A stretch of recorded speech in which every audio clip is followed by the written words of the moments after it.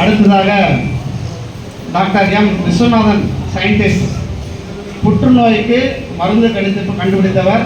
யூஎஸ்ஏல work பண்ணிட்டு இப்போ நம்ம சேலம் வேலூர் டிஸ்ட்ரிக்ட்லேருந்து வந்திருக்காரு. நமது பிள்ளைகள் மேலே நம்ம சமுதாயத்து மேலே மிக்க பற்று கொண்டவர். வருடம் அவர் வந்து பார்த்தீங்கன்னா துணைவியார் மற்றும் மாமனார் பேரில் ட்ரஸ்ட் ஆரம்பித்து ஏழை எளிய மக்கள் எல்லாம் வந்து உதவி புரிந்துட்டு வர்றார். அவருடைய சலுகை எல்லாமே நிறைய பிள்ளைகள் கல்வி பயின்று கொண்டிருக்கிறார்கள். ஐயா அவர்களை நமது மாணவ செல்வங்களுக்கு சிறப்புரையாற்ற அன்போடு அழைக்கிறேன். அனைவருக்கும் வணக்கம். என் பெயர் முனைவர் மா விஸ்வநாதன். நான் யார் என்று முதல்ல ஆரம்பிக்கிறேன். நான் யாருன்னா, இப்போதைக்கு நான் வந்து அமெரிக்காவில் விஞ்ஞானியாக இருக்கிறேன்.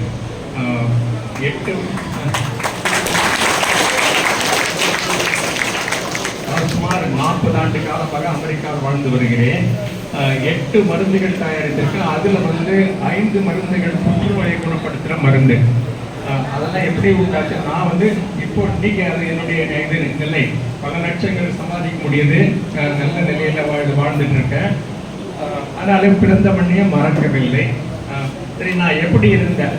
எனக்கு வயசு 76 77 நடக்குது. 76 77 ஆண்டுகளுக்கு முன்னாடி போனோம்னா, அதாவது இந்தியா சுதந்திரம் அடைந்து அடுத்த ஆண்டே நான் பிறந்தேன். அப்போ வந்து நிறைய இது பஞ்சம், எங்க பார்த்தாலும் பஞ்சம். அப்போ வாழ்நாள் எவ்வளவு தெரியுமா? சராசரி வாழ்நாள் வந்து 34. இந்தியாவில் மனிதர்களுடைய வாழ்நாள் வந்து 35. இப்போ எனக்கு 76, என்னுடைய அம்மாவுக்கு வந்து 92 வயசு. அந்த மாதிரி இப்பொழுது வாழ்நாள் வந்து ரொம்ப நீளமாக இருக்குது. எதனாலன்னா, நம்ம சுதந்திர இந்தியாவில் இருக்கிறோம். இந்தியாவில் நம்ம மருத்துவத்தில் நிறைய முன்னேறி இருக்கிறோம். அப்புறம் வந்து எல்லாருக்கும் வேண்டுன்ற அளவுக்கு உணவு கிடைக்குது. எல்லா வசதிகளும் இப்போ நம்ம கொஞ்சம் கொஞ்சமாக உருவாக்கிட்டு இருக்கிறோம். நாம் வந்து இப்போ இது பொருளாதாரத்தில் 5வது இடத்துல, அப்புறம் 5 இல்லைன்னா 3 அந்த மாதிரி இடத்துல இருக்கிறோம். இன்னும் சில ஆண்டுகளில் வந்து 3வது இடத்துக்கு போகும்போது இந்தியா, அந்த அளவுக்கு இந்தியா வளர்ந்துருக்குது. ஆனால் நான் பிறந்து இதுவான அந்த காலத்தில் வந்து அப்படி கிடையாது. நான் வந்து 3 வேளை கூழ் குடிக்கிறதுக்கு கூழே இல்லை. கூழுன்றது நீங்கள் நிறைய பேருக்கு தெரியறதுக்கு வாய்ப்பு இருக்குல்ல. பஞ்சம் பட்டினி அந்த மாதிரி தான். நான் பள்ளிக்கூடத்தில் படித்ததோ இல்லை கல்லூரியில் படித்ததோ 3 வேளை சாப்பிட்டது கிடையாது. புரியுதா? அந்த மாதிரி ஏதோ படிக்கிறதுக்கு வாய்ப்பு கிடைச்சிதுன்னு சொல்லிட்டு படிக்கிறதுக்கு ஆரம்பித்தேன். முயற்சி தான், நடந்து தான் படித்தேன். அந்த காலத்திலேயே நான் படிக்கும்போது மின்சார விளக்கு கிடையாது. எல்லாம் கெரோசின் கெரோசின் ஆயில ஊற்றி அதிலிருந்து தான் விளக்கு, அந்த மின்மினி விளக்கு, அதில் தான் படித்தேன். இதை ஏன் சொல்கிறேன்னா, அப்படி இருந்த நான் வந்து இன்னைக்கு வந்து நல்ல நிலையில் இருக்கிறேன். என்னால் வந்து பலருக்கு உதவி செய்ய முடியுது, இது பலருக்கு வழிகாட்ட முடியுது, பலருக்கு வழிகாட்டிட்டு இருக்கேன். அந்த மாதிரி அதான் அந்த நிலைக்கு இந்த நிலைக்கு எது காரணம், எப்படி என்னால் முன்னுக்கு வர முடியுது அப்படின்னா, அதுக்கு வந்து முக்கிய காரணம் கனவு. உங்களுக்கு ஒரு ட்ரீம் வேணும்.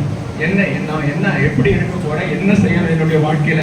ஏன்னா வாழ்க்கை வந்து ஒரு முறை தான் வருது, அடுத்த முறை இருந்தான்றது நமக்கு சந்தேகம். அதனால இந்த பிறந்த இதுல நாம வந்து வெற்றிகரமா நம்மளுடைய இது நம்ம வாழ்க்கையை நல்லபடியா வாழ்ந்து மற்றவங்களுக்கும் உதவி செஞ்சுட்டு நம்ம முன்னேறணும். அது எப்படி? அதுக்காக எனக்கு கனவு இருந்தது. என்னுடைய கனவு என்னன்னா, மருத்துவத்துறையில இது ஆராய்ச்சி பண்ணி மருந்து கண்டுபிடிக்கணும். கொடிய நோயான புற்றுநோயை குணப்படுத்துது மருந்து கண்டுபிடிக்கணும். அந்த மாதிரி என்ன எனக்கு ஏன் வந்ததுன்னா, என்னுடைய பாட்டி, என்னுடைய அப்பாவுடைய அம்மா வந்து மார்பக புற்றுநோயில் வந்து எங்கள் பாட்டி செத்தாங்க. என்னுடைய அப்பா வந்து நுரையீரல் புற்றுநோயில் செத்தார் என்னுடைய அப்பா.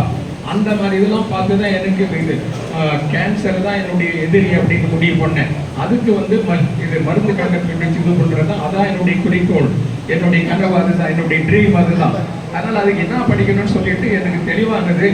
பிஎஸ்சி முதல்ல பிஎஸ்சி படித்தேன். ஏன்னா என்ஜினியரிங் உங்கள் மாதிரி போய் என்ஜினியரிங் போய் படிக்கிறதுக்கு நம்ம பிடிவி வந்து நல்ல வாய்ப்பை கொடுக்குறாங்க, உங்களுக்கு காசு கொடுக்குறாங்க. அந்த மாதிரி உதவி கட்டது கல்வி கட்டணம் வந்து சலுகை கொடுக்குறாங்க. அந்த மாதிரிலாம் இது சிலதெல்லாம் இலவசமாக கொடுக்குறாங்க. அந்த மாதிரிலாம் பிடிவி இது கொடுக்குறாங்க. ஆனால் அந்த காலத்தில் அந்த மாதிரியான வசதியெல்லாம் இல்லை. எனக்கும் வந்து என்ஜினியரிங் அப்புறம் மருத்துவம்லாம் படிக்கிறாங்க. அந்த மாதிரி எண்ணம் இருந்தது, அந்த மாதிரி ஆர்வம் இருந்தது, அது உண்டான வாய்ப்பு வந்தது. அதனால் அதை பயன்படுத்திக்க முடியல. புரியுதா?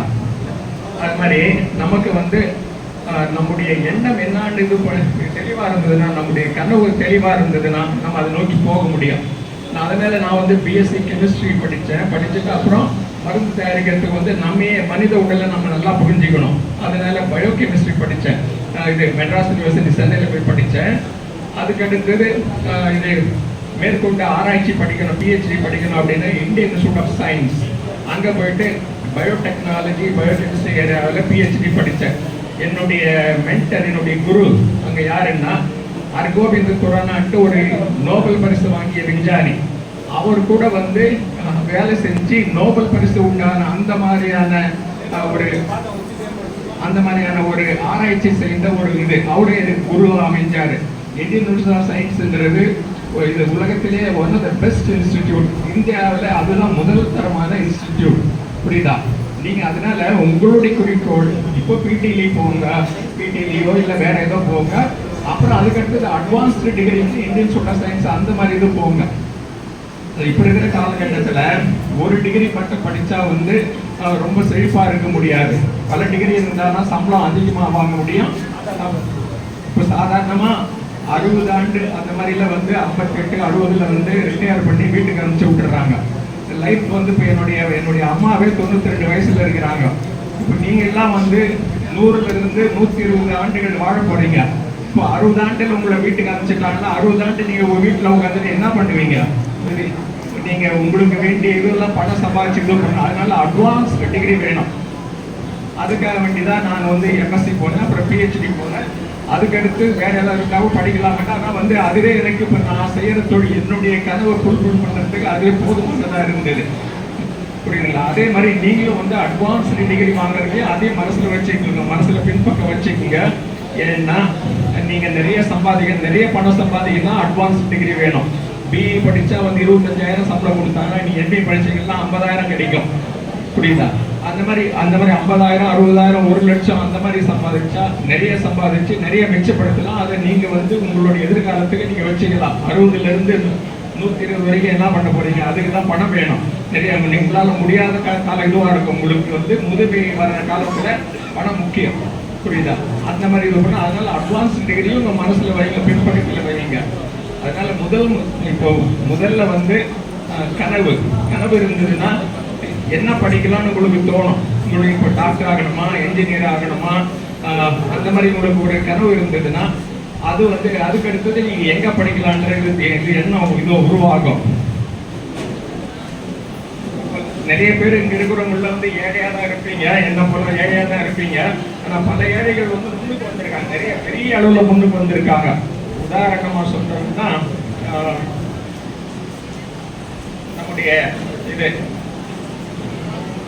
நம்ம ஐயா ஒருத்தர் இப்போ வந்து ஐஎஸ்ஆர் வந்து சேர்மனா இருக்காரு.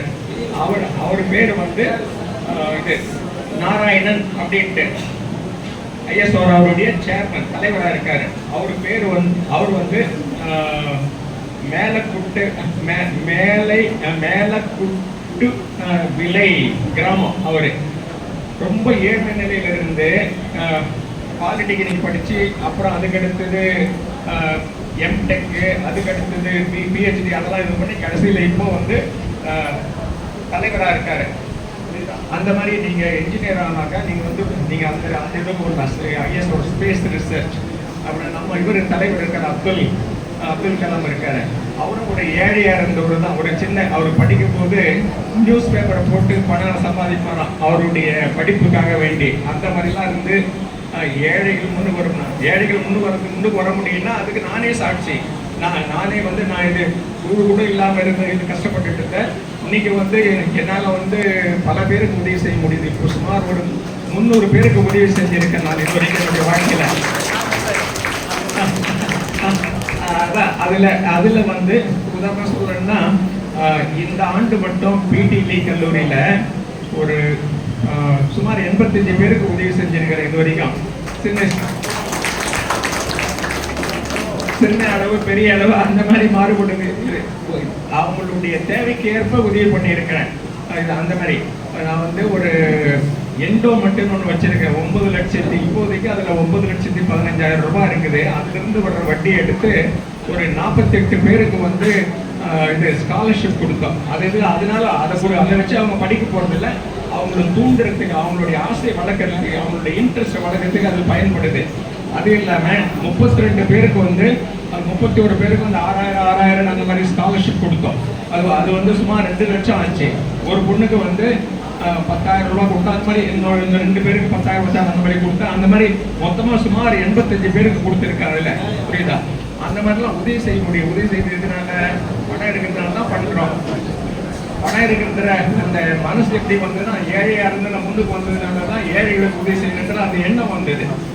அதனால இப்போ பேசுறதுக்கு நிறைய பேர் இருக்கிறாங்க, அதனால நான் இது முடிச்சிடுறேன். அப்புறம் நம்ம ஐயா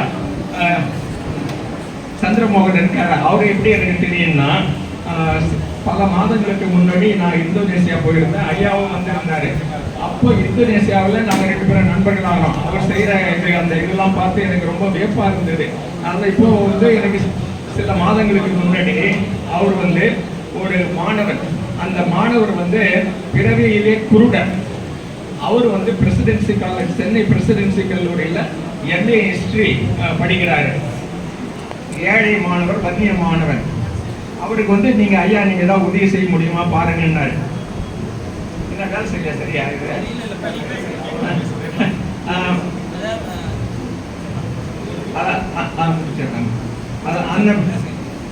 அந்த மாதிரி. அப்போ அது நான் வந்து அந்த தம்பி குறுக்கிட்டு போயிட்டு மன்னிக்கும். ஐயா இந்தோனேசியாவில் தான் எனக்கு பழக்கமானார்.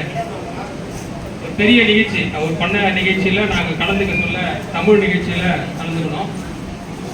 தருமபுரி மாவட்டத்தில் நம்முடைய வன்னியர் சமுதாயத்தை சேர்ந்த பிள்ளை வந்து அவருக்கு பிளைண்டு, கொஞ்சம் கண்ணு தெரியாத பிள்ளை. எனக்கு வந்து பேரா ஒலிம்பிக்கில் வந்து நம்முடைய வன்னியர் பிள்ளை ஈரோடுல இருந்து ஒரு தம்பி ஃபோன் பண்ணுறப்ப இந்த மாதிரி அந்த தம்பி மெஸ் ஃபீஸ் கட்டணும் அப்படின்னு சொல்லிட்டு 2 ஆண்டு காலமாக மெஸ் ஃபீஸ் கட்டலை, ஒரு வருஷத்துக்கு 36,000 அப்படின்னு சொல்லி ஒரு தம்பி சொன்னார். உடனே ஐயா தான் ஞாபகத்துக்கு வந்தாங்க. ஒரு ஃபோன் மட்டும் பண்ணேன். ஒரு ஃபோன் மட்டும்தான் பண்ணுங்க. நேரடியாக அந்த காலேஜ் போயிட்டு அந்த தம்பியை பார்த்து அந்த காசை வந்து கையில் கொடுத்து உதவி பண்ணார். அந்த நேரத்தில் வந்து எனக்கு என்ன சொல்றதுன்னு தெரியல. எல்லாம் ஒரே காரணம் வந்து என்னுடைய வன்னியர் மாணவர்கள் என்னுடைய படிப்பில் வந்து மேலே வரணும் அப்படின்ற ஒரே எண்ணத்தில் நம்முடைய சமுதாயத்தில் நிறைய பேர் இந்த மாதிரி நல்ல உள்ளம் கொண்ட ஆளுங்க இருக்கிறாங்க. இவங்கெல்லாம் வாழணும். இவங்க வாழ்ந்தாங்கன்னா தான் நம்ம சமுதாயமும் வாழும் அப்படின்றது இந்த நேரத்தில் சொல்லிக்கிறேன். நன்றி. அதான் இப்போ இதை வந்து இந்த தம்பி, இந்த கண்ணு இல்லாத தம்பி ஏன் சொல்றேன்னா, அதாவது நமக்கு கனவு இருந்ததுன்னா நாம வந்து கண்டிப்பா நம்ம கனவை நோக்கி அது நம்ம என்ன கனவு வேணுமோ அந்த கனவை அடைய முடியும். அது நாம மட்டும் செய்யறதில்ல, இறைவனும் அதுக்கு வந்து உதவி செய்வார்.